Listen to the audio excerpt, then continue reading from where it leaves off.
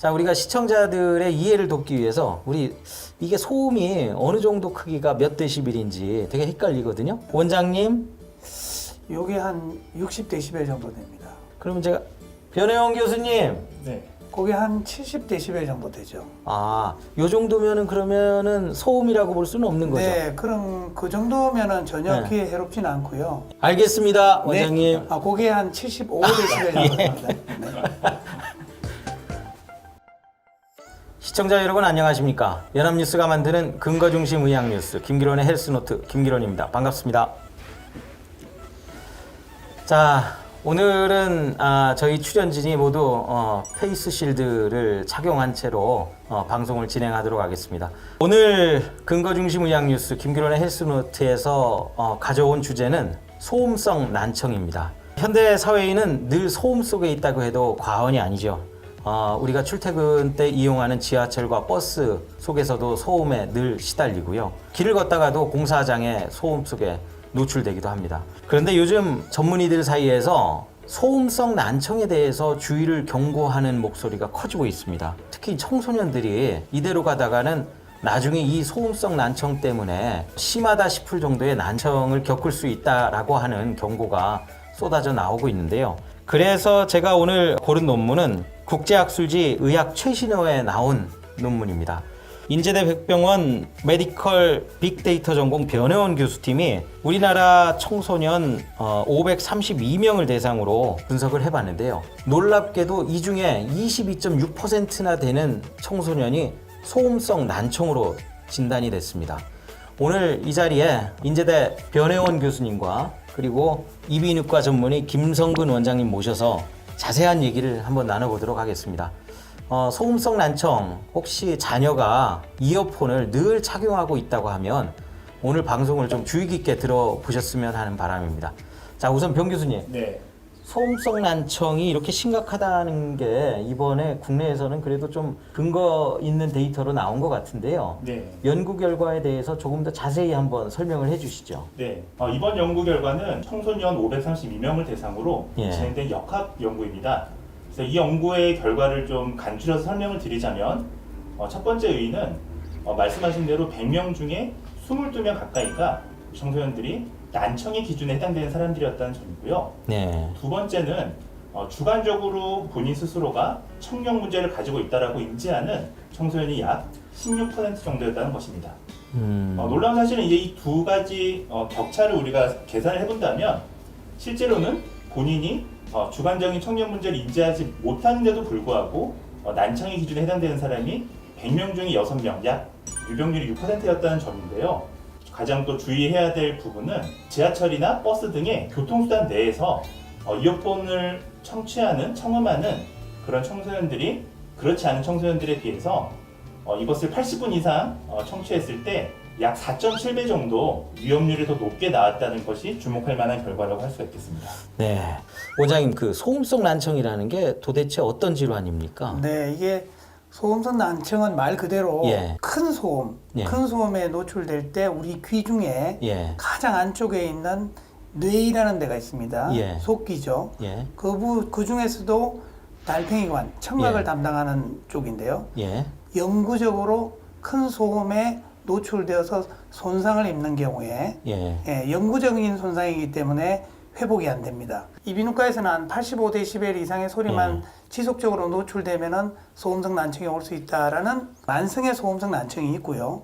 또 폭발음이나 아주 큰 소리에 노출된 경우에 일시적으로 멍멍할 수가 있죠. 그렇죠. 그것도 일종의 소음성 난청입니다. 큰 소음에 갑자기 노출된 경우에는 응급 상황으로 약을 쓰게 되면 일부는 돌아올 수도 있습니다. 근데 이제 지금 요새 부각되고 있는 청소년들 소음성 난청은 자기도 모르는 사이에 지속적으로 노출되기 때문에 이게 정도도 더 심해지고 늦게 발견되는 경우가 많죠. 자, 그 소음성 난청 이제 언뜻 교수님 이제 설명을 드리니까 좀 이해가 되는데요. 버스나 지하철에서 이어폰을 쓰는 게 소음성 난청과는 어떤 연관관계가 있는 굉장히 거죠? 중요하죠. 보통 우리가 버스나 지하철에 예. 소음이 80데시벨 정도 됩니다. 아, 그러면 생리적으로 예. 우리 사람은 주변의 소음보다는 한 10데시벨 정도의 예. 더 큰 소리를 들어야만 자기가 만족하고 들을 수가 있습니다. 그래서 결론적으로 따져보면 90dB 정도의 소리를 들어야만 내가 만족해서 들을 수가 있죠. 그러면 90dB 정도의 소리면 지속적으로 듣게 되면 반드시 난청이 오게 되어 있습니다. 자, 이제 소음성 난청이 어떤 개념인지는 이제 우리 김성근 원장님한테 충분히 들었는데요. 이게 그러면은 귀 속에서 소음성 난청을 유발하는 메커니즘은 규명이 됐습니까? 아, 네. 규명이 되어 있고요. 아까 김성구 원장님이 말씀해 주신 것처럼 이 유모세포는 다른 세포랑은 다르게 재생이 되지 않습니다. 저희가 이 처음에 갖고 태어나는 이 유모세포들이 나중에 하나씩 빠지게 됩니다.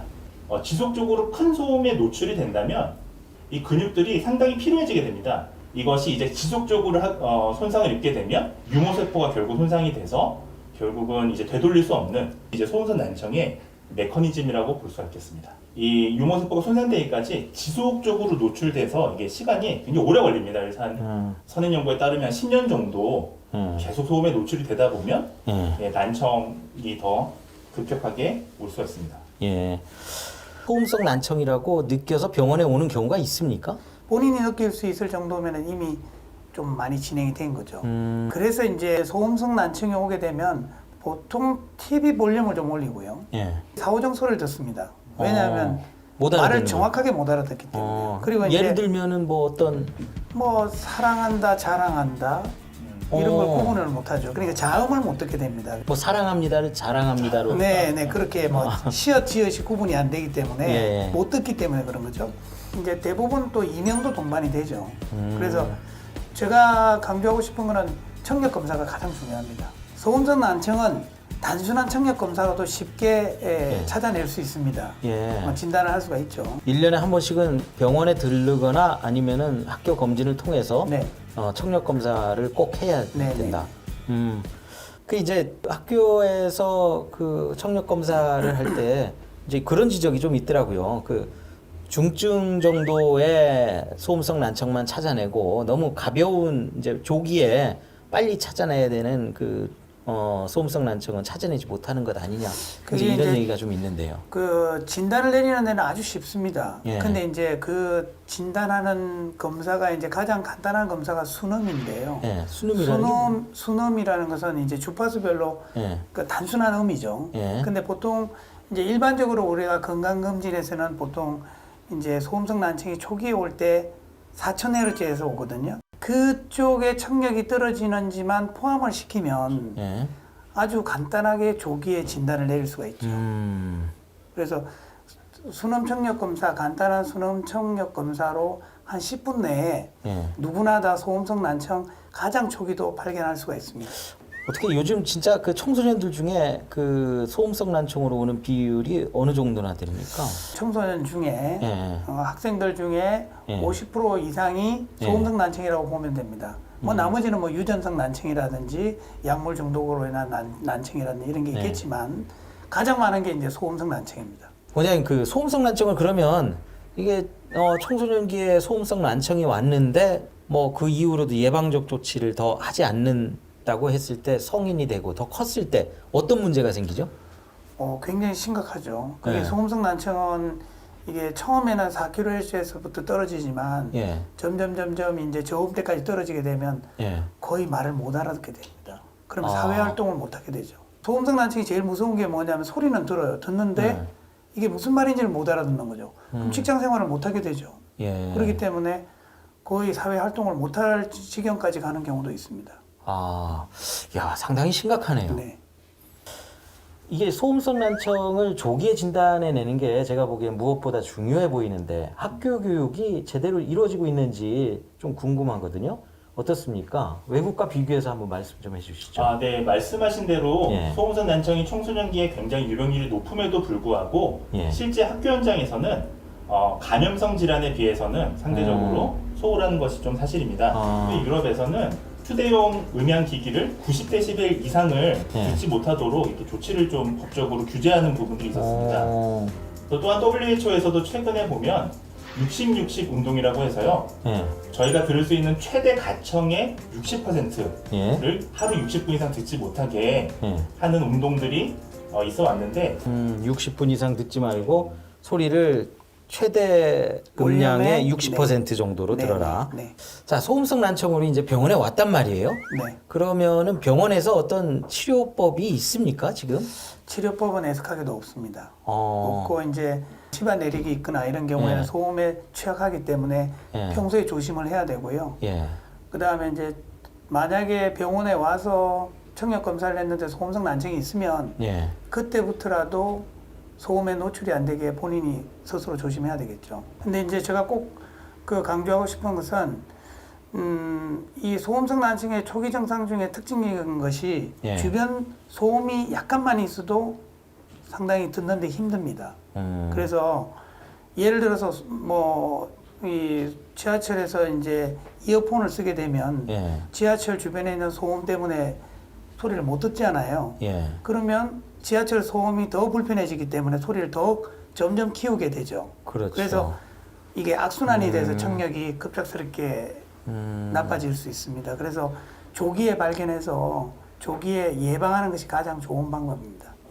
자, 이제 뭐 그러면은 결국은 소음성 난청이라고 하는 거는 이제 예방밖에 없을 것 같은데. 저는 한 가지만 말씀드리겠습니다. 당장 이어폰을 쓰지 마시고 헤드폰으로 바꾸십시오. 예. 이게 주변에 있는 지하철이나 버스에 있는 소음, 외부 소음을 막아주기 때문에 예. 볼륨을 그렇게까지 올릴 필요는 없겠죠. 자, 그러면 오늘 두 분의 전문가께서 소음성 난청을 예방할 수 있는 방법을 여러 가지를 제시를 하셨는데요. 그걸 한번 요약을 다시 한번 좀 해보겠습니다. 자, 이어폰보다는 헤드폰을 쓰는 게 낫다. 네. 원장님이 말씀하신 것이었고요. 그리고 우리 병 교수님이 말씀하신 것 중에 이어폰을 쓰더라도 사용 시간은 한 번 들을 때 60분을 최대 넘기지 말아라. 볼륨은 최대 볼륨의 60% 이내에서 듣도록 노력해라.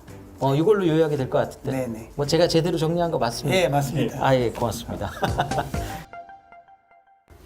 시청자 여러분 어떠셨습니까? 근거중심 의학 뉴스 김기론의 헬스노트. 오늘 이 시간에는 소음성 난청에 대해서 여러 가지를 알아봤습니다. 두 분의 전문가께서 여러 말씀을 해주셨는데 그 중에서 제 머릿속에 좀 깊이 남아있는 게 소음성 난청이 지금은 청소년 시기에는 잘 느끼지 못하더라도 점점 더 커가면서 심각한 질환이 될 수가 있다고 하니까 소음성 난청에 대해서 가볍게만 생각해서는 안 될 것 같습니다. 혹시라도 소음성 난청에 처할 정도의 이어폰을 쓰고 있다든가 아니면은 조금이라도 청력에 문제가 있다라고 하면 지금이라도 병원에 한번 가보시는 게 어떨까 하는 생각이 듭니다. 오늘 두 분 전문가 정말로 좋은 말씀 고맙습니다. 감사합니다. 감사합니다. 네. 자, 근거중심 의학 뉴스 김기론의 헬스노트 이상으로 마치겠습니다. 감사합니다.